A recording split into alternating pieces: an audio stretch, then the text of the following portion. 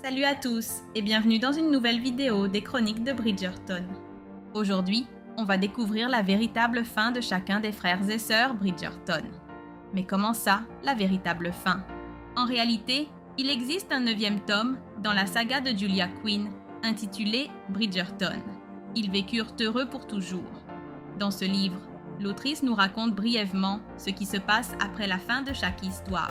Il apporte aussi des réponses à plusieurs intrigues restées en suspens dans les premiers tomes.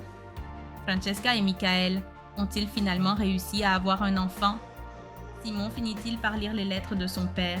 Et comment Héloïse réagit-elle lorsque Pénélope lui avoue qu'elle est Lady Whistledown? Ces questions, et bien d'autres encore, trouveront réponse dans cette vidéo. Alors, sans plus attendre, commençons. La chronique des Bridgerton, épilogue 2. Au cœur de Londres, là où les secrets se glissent entre des lettres jaunies et où les silences pèsent parfois plus lourd que les mots, Daphné Bassett, duchesse de Hastings, découvrit que la vie lui réservait encore des surprises. Elle avait 41 ans, 4 enfants déjà grands et une existence qui semblait avoir trouvé son équilibre parfait. Mais un jour, en comptant les jours sur son calendrier avec une précision presque obsessionnelle, elle réalisa qu'elle en était au 43e jour. Ce n'était pas un nombre anodin, c'était un signe impossible à ignorer. Son corps, sage et fidèle comme une horloge ancienne, parfaitement entretenue, lui murmurait quelque chose que son esprit mit du temps à accepter. Elle était enceinte.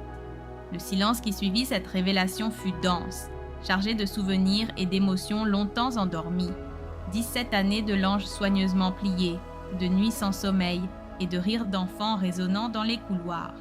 Imaginer que tout cela recommençait maintenant, alors qu'elle se voyait déjà grand-mère, lui coupa le souffle. Ce n'était pas de la peur qu'elle ressentait, mais un mélange étrange d'émerveillement, de tendresse et d'une joie discrète qu'elle n'osait pas encore nommer. Elle savait qu'elle ne pouvait pas garder cette nouvelle pour elle. Elle avait besoin de la seule femme qui avait toujours compris les mystères de l'amour, du corps et de la famille, sa mère, Violette Bridgerton. Le trajet jusqu'à chez sa mère fut un véritable tourbillon intérieur. Chaque grincement du carrosse, chaque ombre glissant derrière la vitre, semblait lui souffler que sa vie était sur le point de changer une fois encore. Et lorsqu'elle se retrouva enfin face à Violette, les mots sortirent doucement, presque tremblants, comme si elle craignait de briser quelque chose de fragile en les prononçant. Mais la réaction de sa mère fut immédiate et chaleureuse. Il n'y eut ni hésitation, ni mise en garde sur son âge ou les risques possibles. Seulement un sourire éclatant et un rire qui illumina la pièce. Pour Violette, l'arrivée d'un nouveau membre dans la famille était toujours une bénédiction, peu importe le moment. Revigorée, Daphné rentra chez elle. Il restait maintenant la partie la plus difficile, l'annoncer à Simon. Lui, l'homme qui avait autrefois juré de ne jamais avoir d'enfant, qui s'était battu contre son propre destin pour bâtir une vie à ses côtés, pensait que ce chapitre était définitivement clos. Lorsqu'elle le vit entrer dans la pièce avec ce regard intense qui la faisait encore se sentir comme la jeune femme qui avait dansé avec lui lors de sa première saison, Daphné comprit que l'instant était venu. Elle prit ses mains, sentit la chaleur familière de sa peau et lui dit la vérité. Simon resta immobile. Ses yeux, toujours si expressifs, passèrent de l'incompréhension à la surprise, puis à quelque chose de plus profond encore, une lumière d'amour pur qui sembla illuminer toute la pièce. Il ne dit rien au début, il se contenta de l'enlacer, comme pour la protéger, et en même temps s'assurer que tout cela était bien réel. Les mois suivants transformèrent la maison des Hastings, pas seulement à cause des préparatifs visibles, nouveaux berceaux, étoffes délicates, liste de prénoms, mais à cause d'une atmosphère différente, plus intime, plus soudée. Leurs enfants aînés, déjà presque adultes, accueillirent la nouvelle avec curiosité et tendresse. Cela se voyait dans l'attention qu'ils portaient à leur mère, dans leurs plaisanteries discrètes, dans leurs regards complices. Daphné vivait cette grossesse d'une manière qu'elle n'avait jamais connue dans sa jeunesse.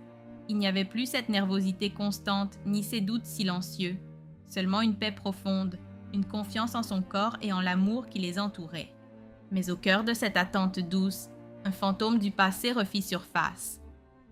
Pendant des années, Daphné avait conservé un paquet de lettres écrites par le père de Simon, l'ancien duc de Hastings, un homme cruel qui avait refusé à son fils non seulement son affection, mais jusqu'à la parole elle-même.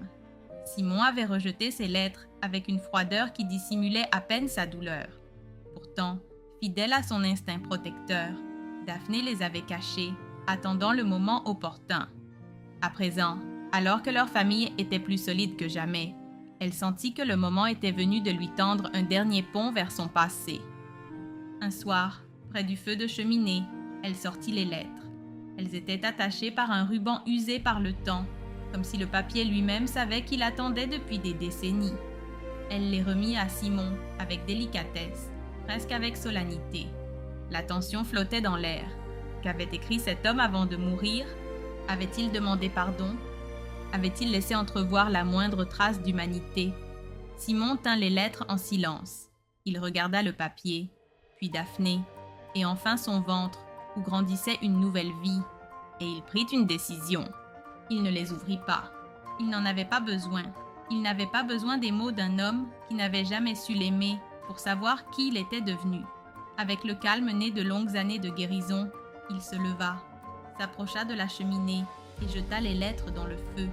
Daphné observa en silence le papier se tordre, noircir, puis se réduire en cendres. C'était un geste symbolique, définitif. L'héritage de mépris, d'exigence et de silence brûlait sous leurs yeux. Simon n'avait plus besoin de se passer pour construire son avenir.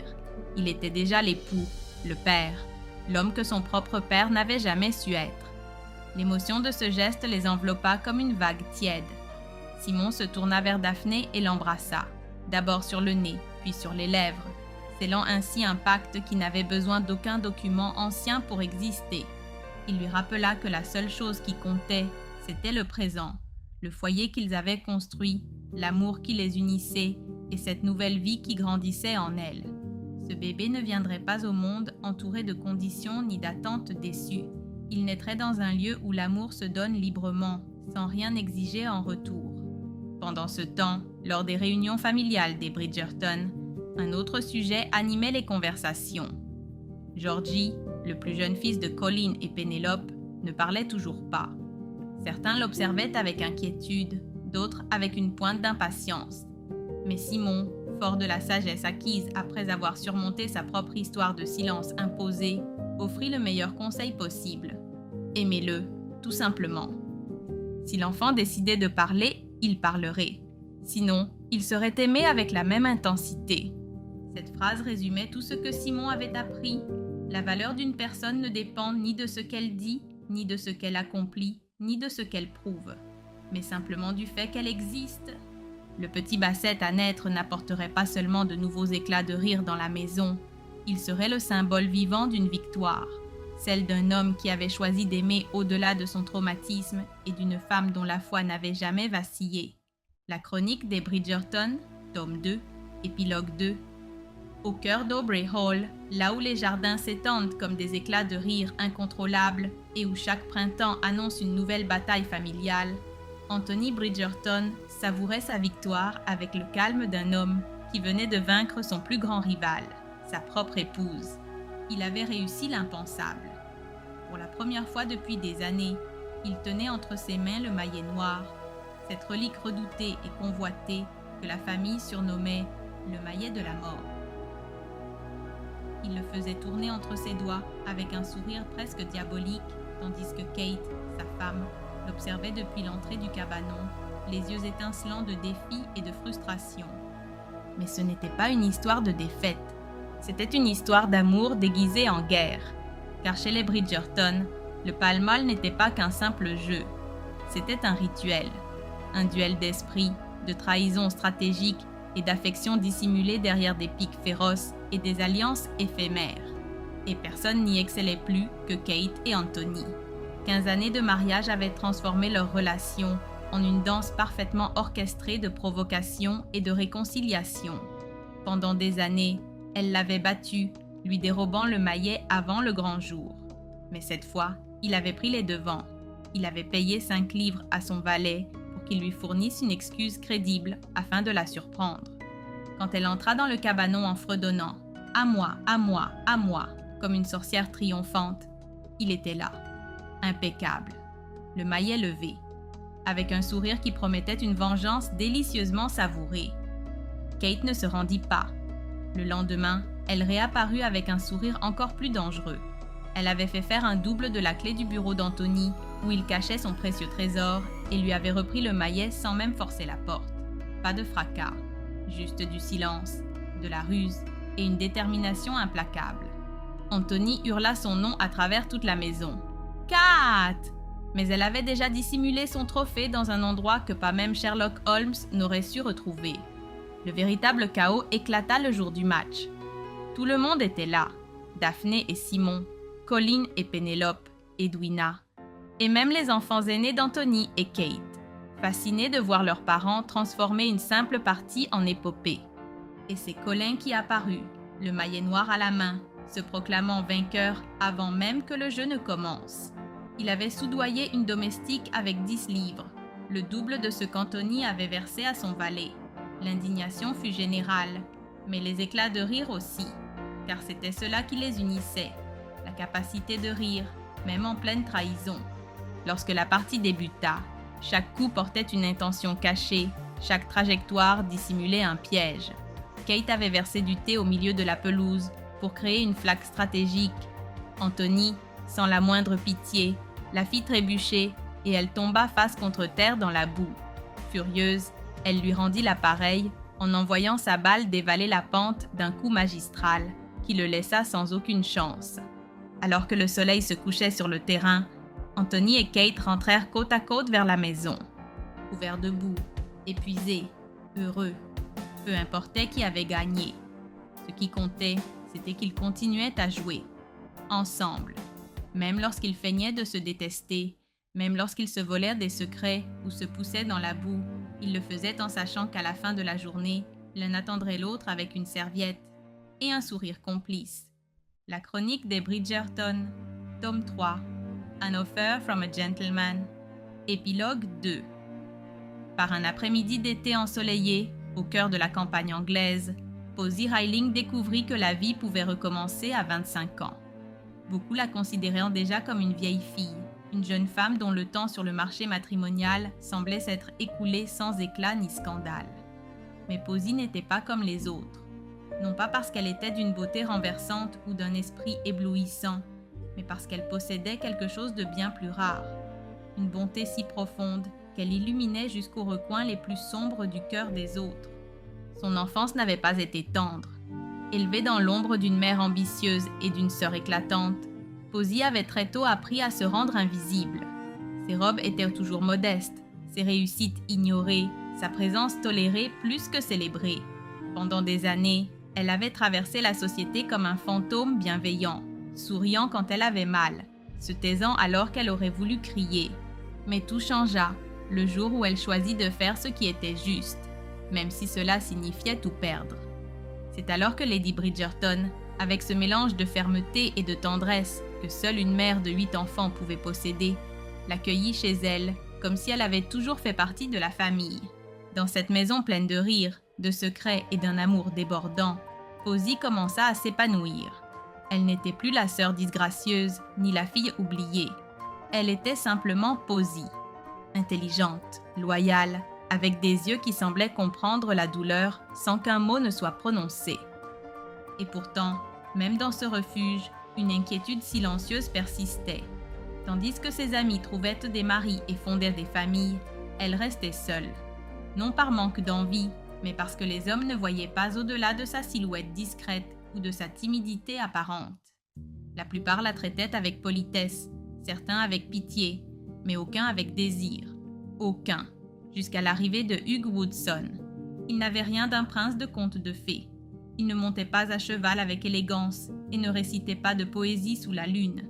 Il était vicaire, simple, avec un sourire capable d'apaiser les tempêtes. Et lorsqu'il entra dans le salon des Bridgerton cet après-midi-là, tout changea. Il n'y eut ni fanfare ni regard calculé. Juste un instant suspendu dans l'air, où deux âmes reconnurent en l'autre leur égal sans même avoir besoin de se présenter. Posy le vit et sentit son cœur, après 25 années à battre en silence, s'éveillait enfin. Hugues la regarda et sut, avec une certitude qui ne venait pas de la raison mais de l'âme, qu'il avait trouvé la femme parfaite. Il n'y eut ni flirt forcé, ni compliment creux, seulement une connexion si naturelle qu'elle semblait écrite depuis toujours. Sophie Bridgerton, observant la scène depuis le canapé, une tasse de thé entre les mains, peinait à contenir son émotion. Elle qui avait vécu son propre conte de fées improbables, reconnut aussitôt les signes du véritable amour. Ce n'était pas un feu ardent, ni une passion déchaînée. C'était le calme, c'était la paix, c'était la certitude qu'enfin, quelqu'un vous voyait tel que vous êtes et vous choisissait quand même. La conversation entre Posy et Hugues fut maladroite, douce, profondément sincère. Il lui demanda « Aimez-vous les roses, mademoiselle Reiling ?» Elle hocha la tête et il promit de lui apporter un bouquet entier. Sophie, avec un sourire malicieux, suggéra qu'ils aillent se promener dans le jardin. Ils n'attendirent même pas de finir leur thé. Ils sortirent ensemble et, quelques minutes plus tard, depuis la fenêtre du bureau de Bénédicte, Sophie et son époux furent témoins d'une scène qu'ils n'oublieraient jamais. Le premier baiser de Posy et Hugues, tendre, urgent, chargé de promesses encore silencieuses. Ce n'était pas un baiser dramatique ni scandaleux, c'était le baiser de deux êtres qui, après des années à se sentir incomplets, avaient enfin trouvé leur place dans le monde. Bénédicte, artiste et romantique à sa manière, murmura qu'il fallait obtenir une licence spéciale pour accélérer leur mariage. Sophie, les larmes aux yeux, acquiesça. Elle savait que c'était le bonheur que Posy méritait. Le mariage fut simple, intime, parfait. Posy rayonnait, non pas grâce à la robe ou aux bijoux, mais grâce au bonheur qui émanait d'elle tout entière. Hugues la regardait comme si elle était le plus grand miracle qui lui soit jamais arrivé. Et peut-être l'était-elle. Dans un monde qui récompense la perfection superficielle, ils s'étaient choisis pour leur humanité, pour leurs cicatrices, pour leur capacité à aimer sans condition. Les années suivantes apportèrent une famille bruyante et pleine de tendresse. D'abord naquit Sophia, en hommage à la femme qui lui avait offert un foyer, puis Bénédicte, en l'honneur du beau-frère qui l'avait traitée comme une sœur. Ensuite Georgette, du nom de la mère de Hugues, et John, comme son père. 4 enfants élevés entre les livres, les rires et la certitude que l'amour n'a pas une seule forme. Mais l'histoire ne s'arrêta pas là. Au début de sa trentaine, elle donna naissance à une petite fille, et dans un geste qui laissa Sophie sans voix, elle décida de l'appeler Araminta. Ce n'était pas un hommage à sa mère, mais un acte de réconciliation avec elle-même. En donnant ce prénom à sa fille, Posy ne rendait pas hommage à la femme cruelle qui l'avait fait se sentir invisible. Elle rendait au nom son véritable sens, force, dignité, possibilité. Et pour l'adoucir, elle l'appela Minty, un surnom tendre qui effaçait toute trace d'amertume. Minty se révéla être une enfant au caractère affirmé, avec le sourire lumineux de son père et la détermination inébranlable de sa mère. Dès son premier cri dans la salle d'accouchement, il fut clair qu'elle serait une meneuse et non une suiveuse. Et en la regardant grandir, Posy sut qu'elle avait bouclé la boucle. La petite fille qui n'avait jamais été aimée par sa mère élevait désormais une enfant qui saurait, dès le premier jour, qu'elle était aimée sans condition. La chronique des Bridgerton, tome 4, Colin, épilogue 2. Après plusieurs jours d'angoisse, Colin Bridgerton rentra chez lui, le vent encore dans les cheveux et un sourire espiègle aux lèvres. Pénélope l'attendait le cœur battant, non pas à cause de son charme, même s'il la faisait toujours fondre, mais à cause de la nouvelle qu'il rapportait. Héloïse ne s'était pas mariée, pas encore. Elle s'était enfuie, oui, en secret, laissant derrière elle un mot vague qui n'avait fait qu'attiser la panique au sein de toute la famille Bridgerton. Et le pire dans tout cela, elle n'avait même pas confié ses intentions à sa meilleure amie, Pénélope. Colin, détendu comme s'il revenait d'une simple promenade dominicale, évitait soigneusement de répondre à l'essentiel. « Il n'y a pas eu de moment opportun », répétait-il, les yeux brillants de ce mélange d'affection et de malice qui déstabilisait tant son épouse. Mais Pénélope ne se laissait pas distraire. Elle savait qu'il y avait plus derrière cette attitude nonchalante. Et puis, entre 2 gorgées de thé et des regards chargés d'une tension presque électrique, Colin lâcha la vérité. Il n'avait jamais dit à Héloïse que Pénélope était Lady Whistledown. L'estomac de Pénélope se noua, 10 ans à écrire les chroniques les plus mordantes de la haute société, 10 ans à garder ce secret, même vis-à-vis de sa plus proche amie. Et maintenant qu'Héloïse était sur le point de se marier, la culpabilité pesait lourd, comme une pierre sur sa poitrine. Colin, lui, semblait presque savourer le drame à venir. « Ce sera un excellent mariage », déclara-t-il, comme si la révélation faisait partie du spectacle. Quelques jours plus tard, à Homney Hall, Pénélope observait les jardins impeccables depuis la calèche, se demandant comment elle allait affronter Héloïse. À ses côtés, Colin dormait paisiblement, parfaitement indifférent à la tempête qui agitait l'esprit de sa femme. Lorsqu'ils entrèrent enfin dans la maison, ils furent accueillis avec soulagement et avec prudence. Violette, la matriarche, les exhorta à garder le silence. Même Hyacinthe, la cadette, avait été soudoyée avec 20 livres pour tenir sa langue. « Surtout Hyacinthe », insista Colin, comme si cela suffisait à tout expliquer. Dans la chambre d'Héloïse, l'atmosphère était à la fois tendue et intime. Les sœurs Bridgerton virevoltaient autour de la future mariée, comme des abeilles autour d'une reine nerveuse. En voyant son amie, Pénélope sentit sa gorge se serrer. Héloïse était magnifique, oui, mais fragile. À l'écart, Pénélope lui murmura « Tu en es sûre? Tu le veux vraiment? Tu l'aimes » Héloïse hésita. « C'est compliqué, » admit-elle. Et dans ce mot se concentraient toutes les incertitudes d'une femme partagée entre le devoir et le désir. Juste avant la cérémonie, Héloïse retint Pénélope. « Je suis désolée de ne pas t'avoir parlé de Sir Philippe. » Émue, Pénélope répondit aussitôt. « Ce n'est rien. » Mais au fond d'elle, la culpabilité grandissait. Comment pouvait-elle lui avouer, maintenant, qu'elle aussi lui avait caché quelque chose de bien plus grand? Après le mariage, Colin ne put s'en empêcher. « Elle se doute de quelque chose ?» demanda-t-il avec un sourire de conspirateur. Pénélope le foudroya du regard, mais il était déjà trop tard. Hyacinthe, vive comme toujours, les avait suivis. Et lorsque Pénélope trouva enfin le courage de parler, ce fut Héloïse qui la surprit. « Je sais. » Il s'avéra que Hyacinthe, incapable de garder le secret, le lui avait vendu la veille au soir, pour 25 livres. Pénélope se laissa tomber sur une chaise, stupéfaite. Mais Héloïse n'était pas en colère. Bien au contraire. « Je suis fière de toi, » lui dit-elle, les yeux brillants. « Nous avoir tous maintenus dans l'ignorance pendant si longtemps, c'est impressionnant. » Elle rit même avec une pointe de mélancolie. « Ici, tout est différent, » ajouta-t-elle. « Je ne suis plus la même qu'à Londres. » La tension se dissipa dans une étreinte sincère, le genre d'étreinte que seuls ceux qui ont partagé toute une vie de secrets et de rires peuvent échanger. Plus tard, à l'auberge où ils séjournaient, 3 lettres les attendaient. Celle de Violette leur pardonnait leur départ précipité, à condition qu'il lui offre bientôt des petits-enfants.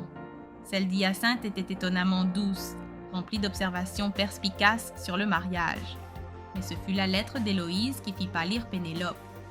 « Mon secret était bien insignifiant comparé au tien, » écrivait-elle. « À présent, tu me dois une faveur et j'ai déjà demandé conseil à Hyacinthe sur la façon de la réclamer. » Colin lut par-dessus l'épaule de sa femme et éclata de rire. « Nous ne serons jamais en sécurité, » murmura Pénélope, à moitié en plaisantant, à moitié sérieuse.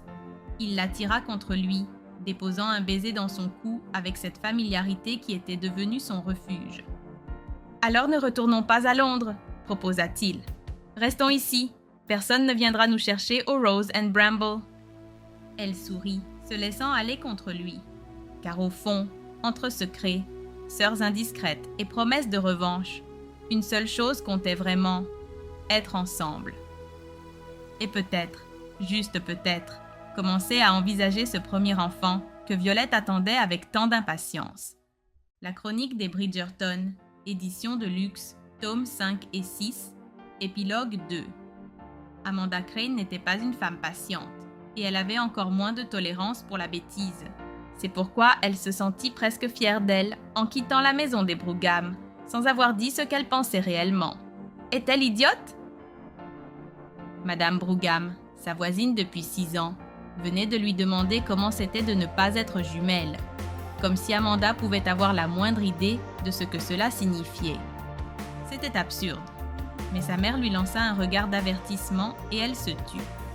Non par politesse, mais par respect. Elle vivait avec son père, un botaniste distrait et bienveillant, et son frère jumeau Oliver, qu'elle décrivait comme charmant, mais terriblement superficiel. Sa mère actuelle, Héloïse, était entrée dans leur vie alors qu'ils étaient encore enfants, après la mort de leur mère biologique, une femme profondément malheureuse qui s'était donné la mort en plein hiver. Amanda n'en gardait pas de souvenirs précis, seulement des sensations floues, lourdes d'angoisse. Mais une chose était certaine, Héloïse les avait sauvés, tous. Et même si elle ne le disait presque jamais à voix haute, Amanda était convaincue d'avoir la meilleure mère d'Angleterre. Cet après-midi-là, alors qu'elle endurait le thé en compagnie des 4 filles Brougham, toutes charmantes, toutes profondément ennuyeuses, quelque chose changea. Madame Brougham annonça l'arrivée de son neveu Charles, tout juste diplômé d'Oxford. Les jeunes filles, jusque-là faussement indifférentes, se redressèrent d'un bond. Puis, en apprenant qu'il s'agissait de Charles et non Diane, elles retombèrent comme des soufflées. L'une d'elles menaça même d'aller cacher ses poupées. Amanda, intriguée, se demanda quel genre d'homme pouvait susciter autant de crainte, puis autant d'intérêt. Le lendemain, vêtue de sa tenue d'équitation et transpirant sous le soleil du Gloucestershire, elle attendit l'arrivée du mystérieux cousin. Lorsqu'il apparut, il n'était pas seul. Les 4 sœurs s'accrochaient à son bras comme à un trophée. Mais dès qu'elle le vit, Amanda comprit. Charles Faraday avait ce regard qui donnait l'impression qu'il la connaissait depuis toujours. Ce n'était pas un coup de foudre, elle ne croyait pas à ces choses-là, mais plutôt une étrange familiarité, comme s'ils avaient déjà partagé des secrets dans une autre vie. Lui aussi le ressentit. Tandis que ses cousines bavardèrent sans fin, il lui baisa la main avec un sourire complice. Et quand Amanda proposa une promenade à cheval, sa mère, avec une ruse digne d'une Bridgerton, congédia les jeunes filles en promettant qu'Oliver descendrait bientôt les rejoindre. Le soulagement de Charles fut si évident qu'il s'appuya contre le mur et éclata de rire. « Merci, dit-il, comme si elle venait de lui sauver la vie. » Ils montèrent à cheval côte à côte, mais très vite, ils préférèrent descendre et marcher. Ils parlèrent sans s'arrêter, d'enfances turbulentes, de frères insupportables, de farces à base de farine et de grenouilles mortes. Amanda lui raconta comment elle et Oliver avaient tenté d'effrayer Héloïse avant qu'elle n'épouse leur père. Charles, de son côté, confessa que son frère cadet, Ian, avait toujours été le préféré, avec son visage d'ange et ses manières impeccables. « Mais c'est un brave garçon, » admit-il, sans la moindre amertume. À cet instant, Amanda comprit que Charles était différent. Il écoutait vraiment, et elle, qui se livrait si rarement, parla comme elle ne l'avait jamais fait auparavant. Ce soir-là, assise sur les marches à l'arrière de la maison, son père vint la rejoindre sous les étoiles. Il lui demanda si ce jeune homme lui plaisait. « Oui, » répondit-elle, en sentant une chaleur douce lui envahir la poitrine.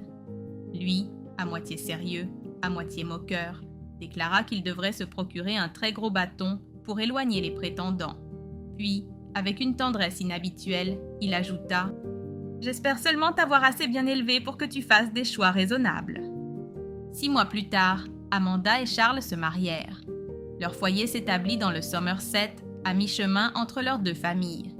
Charles lança un programme d'élevage de chevaux. Son père, enthousiaste, découvrit qu'élever des animaux n'était finalement pas si différent que cultiver des plantes.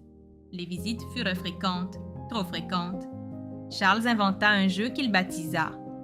Voyons combien de temps Amanda peut rester silencieuse. Ils y jouaient pendant que son beau-père dormait de l'autre côté du couloir.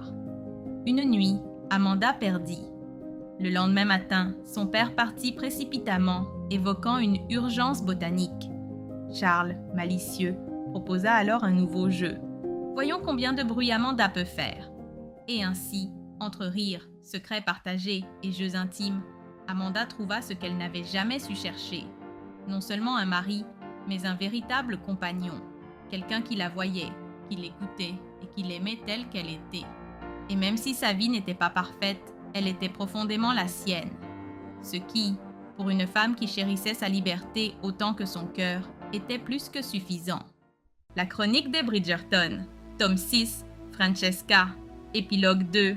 Francesca Bridgerton comptait depuis 3 ans.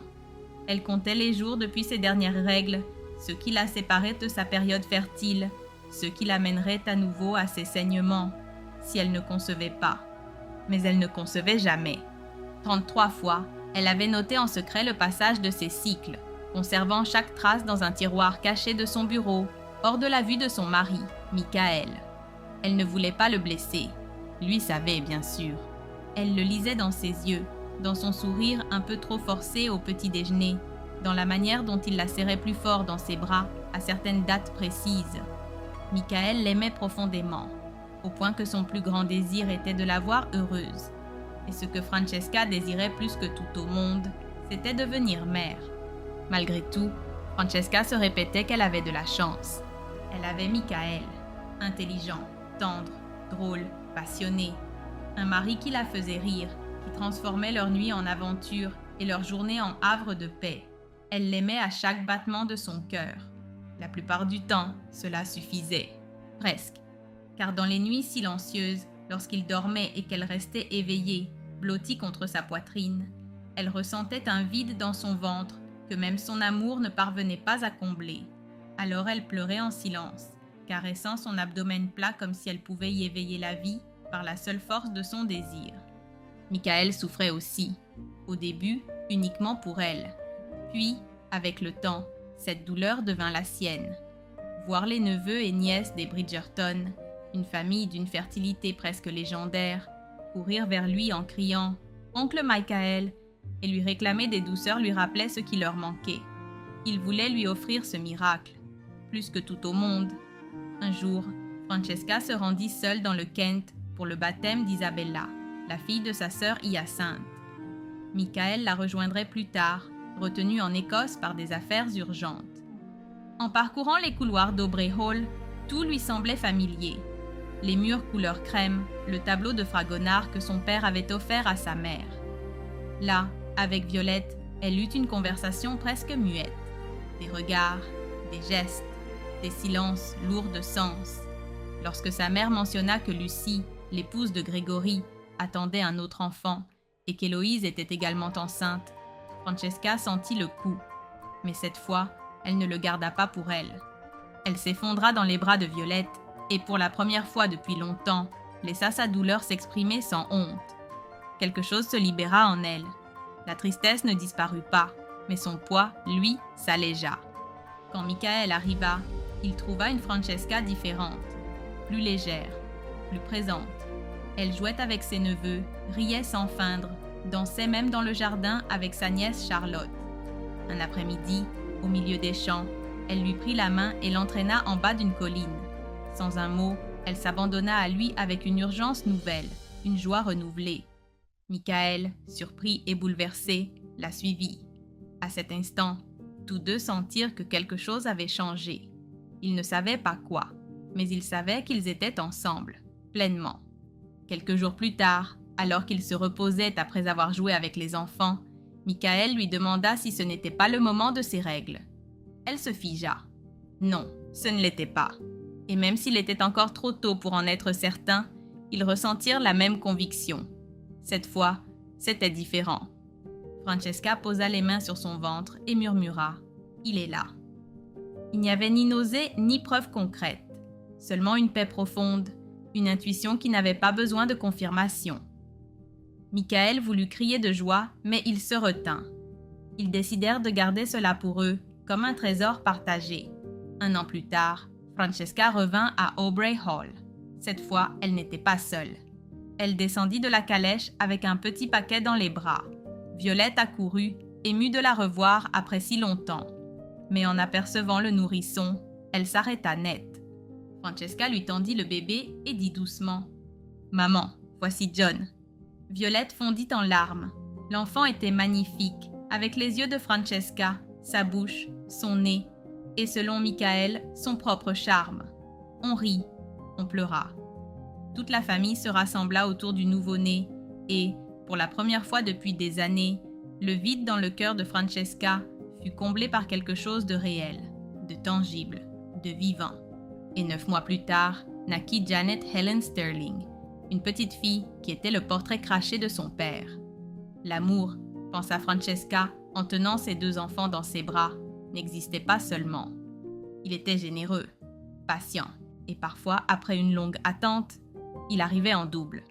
La chronique des Bridgerton, tome 7, It's in His Kiss, épilogue 2, Hyacinthe. Sinclair comprit que le moment était venu. Elle était devenue sa mère.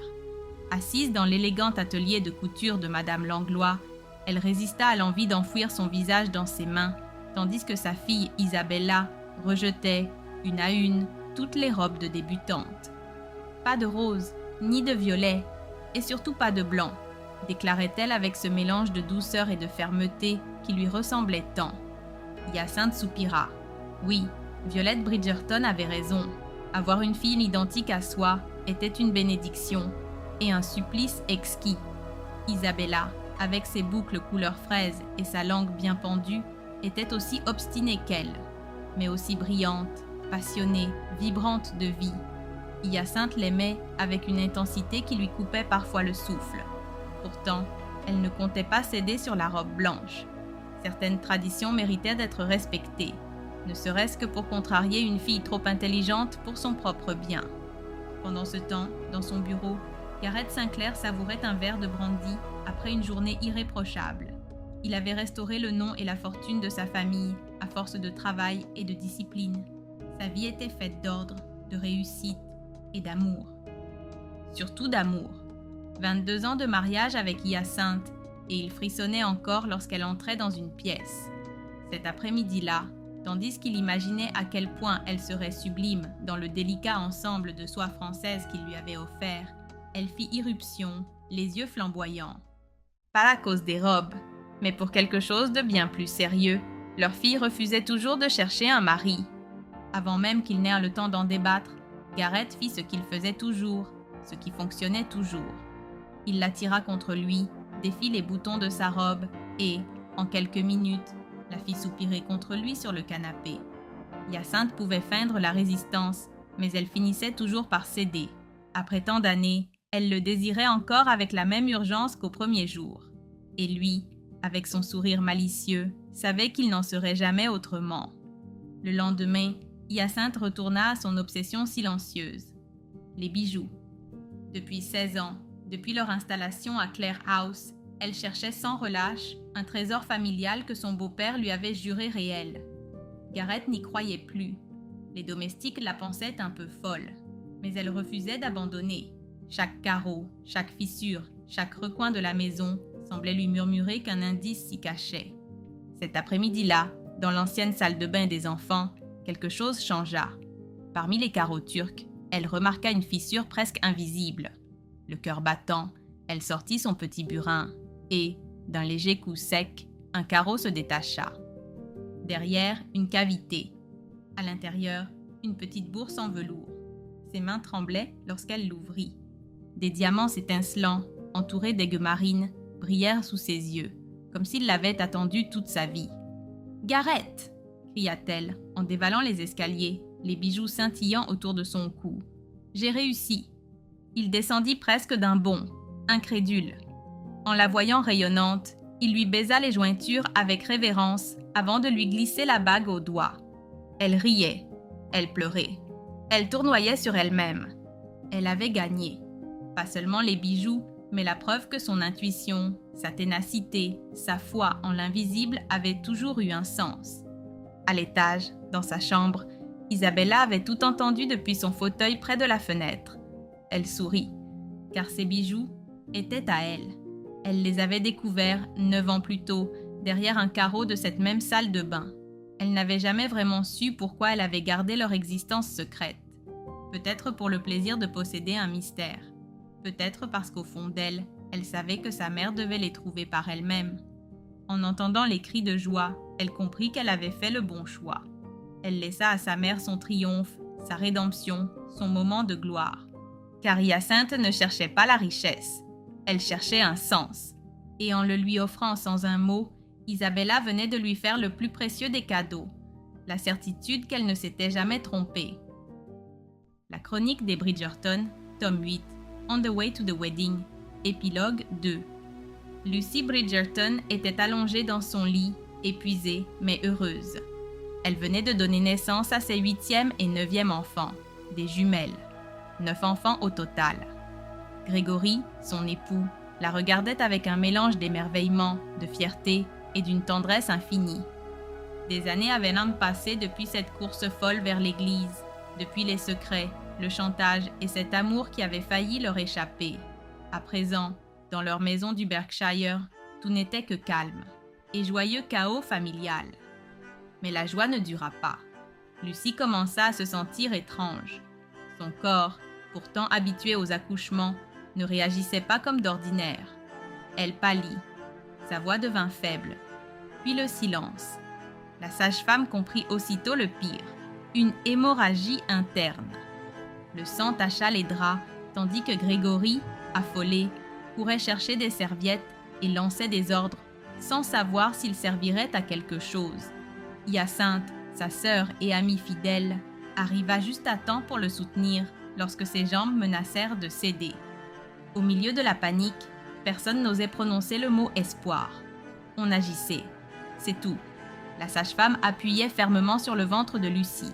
Elle cria, puis se tut. Sa main, autrefois chaude, devint froide dans celle de Grégory. Il répétait son nom encore et encore, comme une incantation contre la mort. « La Lucie » murmurait-il, imitant le petit jeu de leur fille Hermione, cherchant le moindre signe de vie. Il n'y eut aucune réponse, seulement le souffle fragile d'une femme au bord de l'abîme. Hyacinthe, farouche comme toujours, ne pleura pas. Elle resta droite, donnant des ordres, aidant, soutenant son frère quand il semblait prêt à s'effondrer. Elle savait que si elle faiblissait, tout s'écroulerait. Dehors, les enfants jouaient, inconscients que leur monde pouvait se briser d'un instant à l'autre. À l'intérieur, l'air sentait la sueur, la peur et le fer. Des heures plus tard, le docteur Jarvis revint. Épuisé, il examina Lucy puis, sans préambule, la secoua fermement. « Réveillez-vous » ordonna-t-il. Grégory protesta, choqué par la rudesse du geste, mais le médecin avait raison. Il fallait savoir si elle était encore là, si son esprit répondait. Ce fut Catherine, leur fille aînée, qui apporta la première lueur d'espoir. Sans que personne ne s'en rende compte, elle était entrée plus tôt dans la chambre, observant sa mère avec ce mélange d'intelligence et de tendresse qui n'appartenait qu'à elle. Et c'est Catherine qui, avec une simplicité désarmante, proposa les seconds prénoms des jumelles, Héloïse Lucie et Francesca Hyacinthe. Un hommage discret, parfait, rempli d'amour. Lorsque Lucie ouvrit les yeux le lendemain, ce fut avec soif et confusion. Mais elle était vivante. Elle demanda à voir ses enfants. Elle ne voulait pas qu'ils la voient affaiblie, mais ils savaient déjà. Ils entrèrent en file indienne, de Catherine jusqu'au petit Colin, et l'enlacèrent avec précaution, comme s'ils craignaient de la briser. À cet instant, Lucie comprit que cela valait la peine de se battre. Elle sourit, faiblement mais sincèrement, et murmura « Je vous aime tous ». Même les bébés qu'elle n'avait pas encore vraiment rencontrés. Grégory, depuis l'embrasure de la porte, pleurait en silence. Non pas à cause de la peur qu'il avait ressentie, mais à cause de la certitude qu'il avait failli la perdre, et qu'elle était revenue. Car Lucie était ainsi, forte, pragmatique, remplie d'un amour discret. Elle n'était pas l'héroïne dramatique qu'il avait cru chercher autrefois. Elle était mieux que cela. Elle était son foyer. Pendant ce temps, dans une lettre adressée à son mari, Hyacinthe écrivait avec sa franchise habituelle « Je ne suis pas certaine qu'elle aurait survécu sans moi. Je lui ai dit quelques mots très sérieux. Je l'ai peut-être menacée de la mutiler si elle ne se réveillait pas. » Sous le sarcasme vibrait un immense soulagement. Elle aussi aimait Lucie, même si cela lui avait pris des années pour l'admettre. Et voilà, les amis, c'est tout pour la vidéo d'aujourd'hui. En réalité, il existe un 9e épilogue, mais il est consacré à Violette et à son histoire avec Edmund. Une vidéo sur le sujet est déjà disponible sur la chaîne. Si vous voulez la voir, je vous laisse le lien juste ici, en haut à l'écran ou dans la description. Comme toujours, si nos vidéos vous plaisent, la meilleure façon de nous soutenir est de laisser un like et de vous abonner à la chaîne. On se retrouve très bientôt pour une prochaine vidéo.